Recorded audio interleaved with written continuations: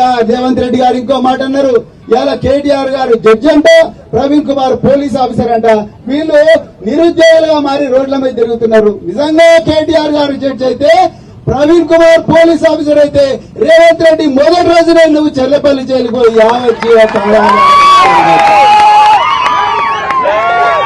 ఎన్ని నేరాలు చేసినావు నాయన, నువ్వు ఎన్ని నేరాలు చేసినావు. నిజంగా కేటీఆర్ గారు మంచి మనిషి కాబట్టి ఇన్ని రోజులు బయట రేవంత్ రెడ్డి నువ్వు ఆయన నిజంగా జడ్జి అయ్యి మాలాంటి వాళ్ళు పోలీస్ ఆఫీసర్ల ఈ దస్త్రాలన్నీ కూడా నువ్వు చేసిన కుంభకోణాలన్నీ కూడా భూతత్వం కూడా పెట్టాల్సిన అవసరం లేదు. ఒంటి కళ్ళతోనే డైరెక్ట్ గా కనిపిస్తున్నాయి నువ్వు చేసిన కుంభకోణాలు. ఒక మైనర్ బాలిక మీద అగాత్యం చేసిన దుర్మార్గుని 9 రోజులు నువ్వు దాచిపెట్టినావు. నువ్వెట్లా హోమ్ మినిస్టర్ అవుతావు, నువ్వు ఎట్లా సంక్షేమ శాఖ మంత్రి, సంక్షేమ శాఖ కూడా విద్యాశాఖ కూడా నీ దగ్గరనే పెట్టుకున్నావు.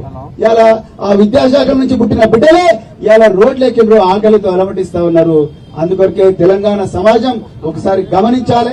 అందుకొరకే కేటీఆర్ గారిని ప్రత్యేకంగా నేను మీ అందరి తరఫున ధన్యవాదాలు చెప్తున్నా. చివరి వరకు కూడా ఈ రాబోయే రోజుల్లో ఈ పోరాటాన్ని చివరి వరకు కూడా వారు మన ఎంబడే ఉంటారు అని మళ్ళొక్కసారి మీ అందరికి కూడా ధన్యవాదాలు చెప్తూ జై తెలంగాణ. కేసీఆర్ గారి నాయకత్వం, కేటీఆర్ గారి నాయకత్వం, జై తెలంగాణ.